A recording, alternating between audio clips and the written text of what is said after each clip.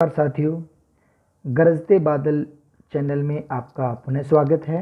आज हम हिंदी में लेख सुधार हेतु प्रयास करेंगे और उम्मीद करता हूं आज ये वीडियो देखने के बाद में आपकी लिखाई 100% बदल जाएगी। इतना पूरा विश्वास है, ये इस चीज़ का वादा है। आप एक बार इस वीडियो को शुरू से अंत तक लगातार देखेंगे। चलिए आइए करते हैं शुरू। सबसे पहले मैं कुछ वर्ण मैं आपको दिखा रहा हूँ। इन वर्णों को एक बार नज़र से देखिए, ढंग से देखिएगा।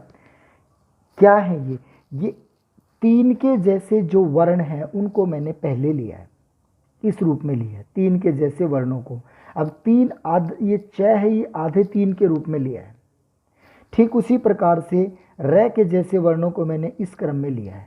उसके बाद में ई के जैसे वर्णों को मैंने यहाँ इस रूप में लिया है। ठीक उसी के बाद में आदि खड़ी पाई वाले वर्णों को इस तरीके से लिया है। उसके बाद में क्षत्र ज्ञ और इन मात्राओं को लिया है। केवल इन मात्राओं को और इन वर्णों को देख करके हम निसंदेह हमारी लिखाई को ठीक कर लेंगे, ये पूरा विश्वास है। आइए अब इन्हीं वर्णों को लेकर के हम चर्चा करेंगे। क्या है, जैसे अमूमन अध्यापक ब्लैक बोर्ड पर यूं ही लिख दिया। अब बच्चों से अगर पूछ लेता है कि भाई ये क्या है, तो कुछ बच्चे इसको तीन कह देते हैं, कुछ इसको ऊ कह देते हैं। हिंदी का अध्यापक है तो जरूर ऊ का ज़्यादा उच्चारण आएगा, और मैथ्स में, गणित में अगर कोई अध्यापक पढ़ा रहा है तो तीन का। तो साथियों ध्यान रखें, तीन और ऊ में काफ़ी फ़र्क होता है, इसीलिए मैंने ये पहले वर्ण रखे तीन के जैसे जो वर्ण है। देखिए लेख सुधार करने के लिए हम कैसे प्रयास करें। देखिएगा, तीन के जैसे जितने भी वर्ण हैं हम उनके लिए क्या करेंगे कि थोड़ा सा इस तीन को फैला लें, और हर बार ध्यान रखें खड़ी पाई बिल्कुल सीधी आनी चाहिए और ये डंडी भी सीधी आनी चाहिए, सिरों रेखा भी सीधी और ये भी सीधी और ये भी सीधी। अब तीन के जैसे वर्णों को जब हम लिखेंगे तो निसंदेह आपकी हैंडराइटिंग बिल्कुल बढ़िया बनती जाएगी। ये समांतर आएंगे, इसी के बराबर आएंगे, और इसके पाँव थोड़े हम फैला देंगे। इसके बाद में ऊ हमने लिखा ऊ ऊ, और ठीक इसको ये किया। आप इसी प्रकार से देखते जाएंगे, तीन के जैसे जो वर्ण हमने बनाए हैं, देखे हैं, इन वर्णों को जिस तरीके से मैं यहाँ कर रहा हूँ आप भी देखते जाइएगा। ऊ ओ के बीच में ये जो जगह दिखाई दे रही है वो जरूर दिखाई देनी चाहिए, और मात्रा हमेशा थोड़ी टेढ़ी लगे।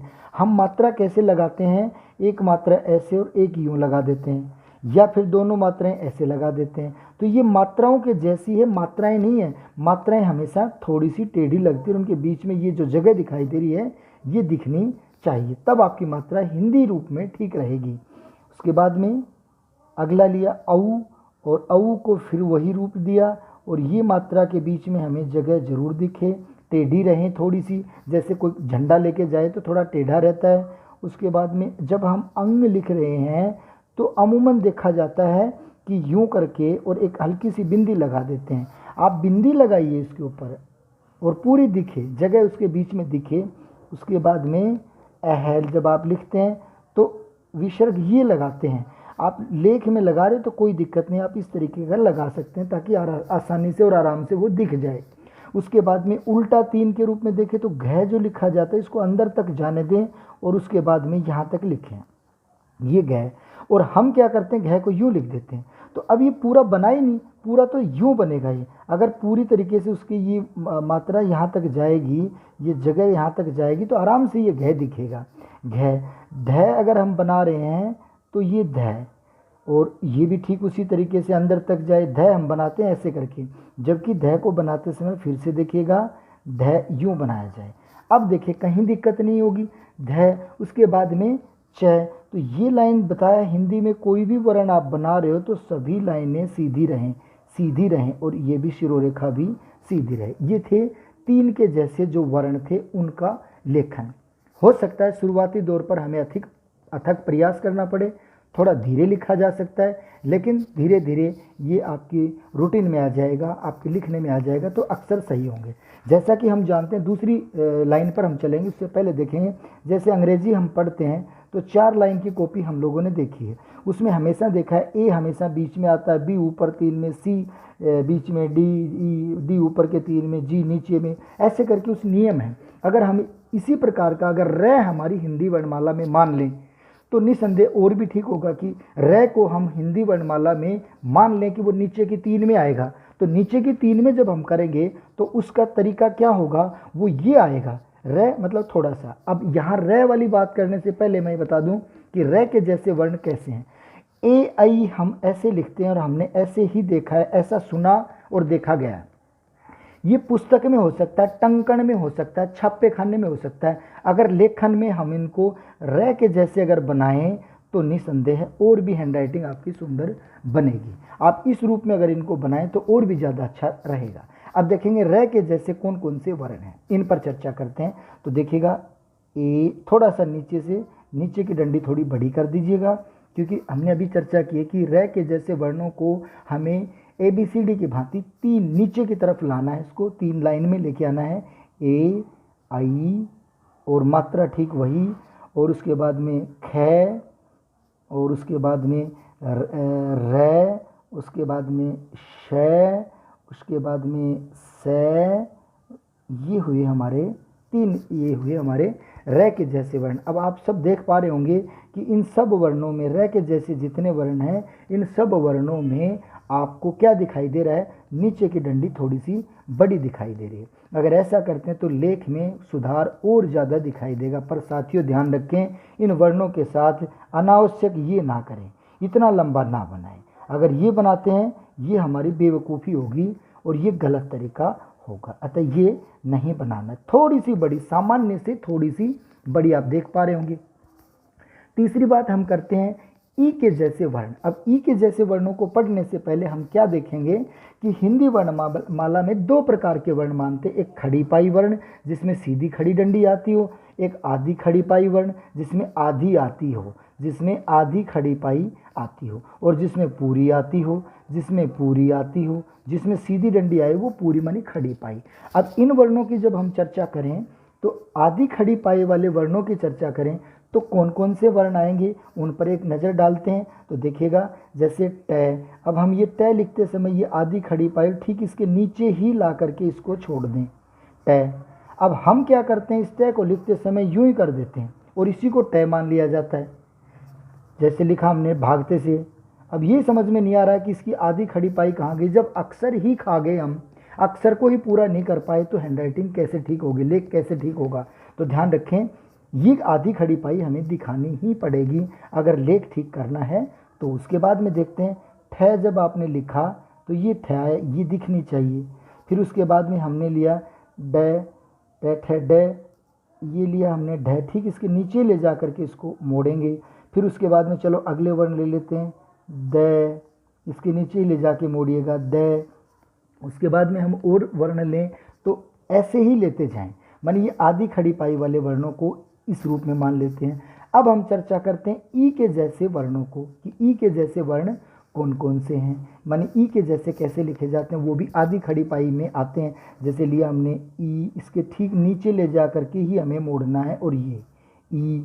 उसके बाद में दूसरी ई को लेके गए, ये भी इसके नीचे ले जाके मोड़ा गया, बड़ी ई। उसके बाद में ये ड ले जाया गया, इसके ठीक नीचे ले जा करके छोड़ दिया गया। उसके बाद में अड़ वर्ण को लिखा गया और इस पर बिंदी लगाई गई, अड़। ये दिखना चाहिए सब में, आधी खड़ी पाई सब में दिखाई देनी चाहिए। उसके बाद में हमने लिया अंग। उसके बाद में अब इन वर्णों में भी अंतर मैं चाहूँगा यहीं करेंगे। उसके बाद में है लिखते समय ये लिखा जाए और इसके ठीक टच करता हुआ है लिखा जाए, इसमें यह है। अब देखिएगा इन वर्णों को हम कैसे लिखते हैं, है ऐसे लिख देते हैं। अब इसको है मान लिया जाता है, भाई ये है नहीं है के जैसा वर्ण है। अब है के जैसा जब हम लिखेंगे तो कैसे फिर हमारा लेख ठीक हो पाएगा, माने कदापि नहीं। अगर यहाँ मेरे अध्यापक बंधु और मेरे विद्यार्थी थोड़ा सा प्रयास कर लें तो निसंदेह विद्यार्थी की, बच्चे की, छात्र की लिखाई 100% ठीक होगी। ये कार्य मैं पिछले कई सालों से करता रहा हूँ और आगे भी करता रहूँगा। आगे देखेंगे, ये हमने किया, इमली लिखना है तो हमने यूँ कर दिया। अब ये समझ में नहीं आ रहा ये क्या हो गया, ये ई है या ई के जैसा है, तो ये ई के जैसा कर दिया हमने, है ना। अब रही बात इसकी कि इन वर्णों में क्या फ़र्क है, इनमें क्या फ़र्क है, उच्चारण में क्या फ़र्क है, ये उच्चारण में फ़र्क भी आज हम कर लेते हैं। तो देखेंगे ये जो वर्ण है ये ड है, ट ठ ड, और इसके बाद में ये है, ये अड़ है, सड़क, अड़ है। और उसके बाद में ये जो वर्ण दिया है ये है अंग, पहले वर्ग का पहला, पहले वर्ग का पंचम वर्ण है ये अंतर है। ये ड, अड़ और अंग है, ये तीनों वर्ण इस रूप में है। इसके बाद में हम चर्चा करते हैं मात्राओं की। तो मात्राएं कैसे लगाएं, मात्राएं कैसे लगाएंगे, तो ध्यान रखें मात्रा जब भी लगेगी मात्रा के बीच में थोड़ी जगह दिखाई देनी चाहिए। ये ऊपर की एक मात्रा, अगर दो लगानी है तो दो मात्रा थोड़ी टेढ़ी लगाएं, ये दो मात्रा। छोटी की मात्रा लगानी है तो छोटी ई की मात्रा में हमें ये लगाना चाहिए। उसके बाद में बड़ी ई की मात्रा को ये लगाना चाहिए और ऊ की मात्रा को हमें ये लगाना चाहिए और बड़े ऊ की ये। जबकि विद्यार्थी यूं कर देते हैं, यूं कर देते हैं, ये मात्राएं नहीं हैं, ये मात्राओं के जैसे कर रहे। और हम मानी अध्यापक अगर कोई पढ़ा रहा है तो वो इनको ही ठीक मान लेता है। अगर यहाँ थोड़ा सा प्रयास कर लिया जाए तो ये यहाँ विद्यार्थी या बच्चा इस चीज़ को नहीं करेगा और उस बच्चे की लिखाई ठीक हो जाएगी। इसके बाद में मैं चर्चा करता हूँ, एक बार इन्हीं को क्रमबद्ध वर्ण लिखे हैं उन पर चर्चा कर लेते हैं कि इन वर्णों का उच्चारण क्या है, क्रमबद्ध उच्चारण क्या है। तो मैं उच्चारण भी आज आपके सामने मैं कर देता हूँ, उसको भी देखेंगे। ये हमेशा लहर के रूप में बोले जाते हैं यूं। एक इसको ध्यान रखें, पहला जोर दे के बोलेंगे, दूसरे पे कम, तीसरे पे थोड़ा कम, पहले पे कम, तीसरे पे कम और पांचवें पे कम। ये दीर्घ वर्ण माने जाते हैं, इसलिए इन पर थोड़ा दबाव ज़्यादा दिया जाएगा और ये क्रम चलेगा हमारा यहाँ तक। देखेंगे क, ख, ग, घ, अंग। अब यहाँ पर बच्चे इसको अंग न पढ़ करके इसको अड़ पढ़ते हैं और अड़ होता है ये और ये है अंग है, तो इसमें फर्क हुआ। ये पंचमा अक्षर है और ये अड़, ये अलग वर्ण आ रहा है। ये कहाँ आएगा, ध्वनि के आधार पर कहाँ आएगा वो भी हम चर्चा करेंगे। लेकिन जो क वर्ग में पंचम वर्ण है वो ये है, ना कि ये। पंचम वर्ण अंग है, क, ख, ग, घ, अंग है। अब हम चर्चा करें इस अंग और इसमें क्या फ़र्क है, तो देखिएगा बोलने में ही फ़र्क आ जाएगा। जैसे दिया हमने ओ औ अंग, ओ औ अंग, ऐसे लगता अंग बोलने पर इसकी ध्वनि ऊपर जा रही और इसको बोलते हैं तो लगेगा ध्वनि नीचे आ रही। देखिएगा क, ख, ग, घ, अंग, माने ऐसे लगता अंग, लग रहा अंग, ओ औ अंग। तो इन दोनों में ही शायद अंतर आप समझ गए नहीं हो तो एक बार वीडियो को रोक करके फिर वापस आकर के एक बार इसको जरूर देख लेंगे। फिर से च, छ, ज, झ, ञ। उसके बाद में ट, ठ, ड, ढ, अण, त, थ, द, ध, न। उसके बाद में प, फ, ब, भ, म। ये इनका क्रमबद्ध वर्ण है ये। इसके बाद में अंतस्थ वर्णों पर जब अब हम आएंगे तो य, र, ल, व। इसके बाद में स की जब चर्चा करते हैं यहाँ हम जरूर देखेंगे कि इन वर्णों को कैसे पहचानें।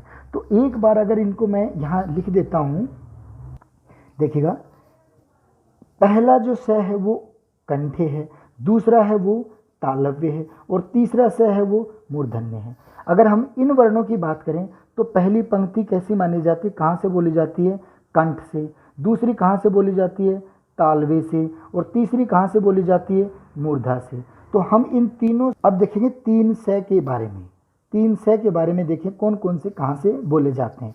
तो हम देखते हैं जब इनका उच्चारण स्थल हम ढूंढें तो पहला आएगा, पहली पंक्ति पहला वर्ग कंठे, दूसरी जो पंक्ति वो तालव्य, तीसरी पंक्ति है वो मूर्धन्य और चौथी पंक्ति है वो दंते और पंचम पंक्ति है वो ओष्ठे, होठों से बोली जाती है।